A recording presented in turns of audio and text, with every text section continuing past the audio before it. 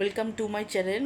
OMG থেকে আমি MG বলছি। কালকে যে রাত্রিবেলা পর্দাটা দেখিয়েছিলাম, ওটা তো রাত্রে পর্দাটার ডিসপ্লে ছিল।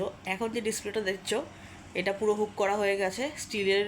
এটা দেখতেই পাচ্ছ বারটা, যেটা পাইপ মতো থাকে। আর পর্দাটার ফিনিশিং এখন বুঝতে পারছো বেটার। রাত্রে এটা অন্যভাবে তখন এই যে যে এই ট্রান্সপারেন্টটা উঠে যাবে, তখন এটা প্লেন পর্দার কাপড়ই মনে হবে। যেই সকাল হবে, যে ট্রান্সপারেশনের মধ্যে যে গাছগুলোর ভিশনটা, ওটা খুব বেটার, ভালো আসছে। মানে আমার সামনে তো ভালোই আসছে, আর এখানে একটু কালো কালো আসছে। এসি চলছে, সব দরজা জানলা বন্ধ আছে। তো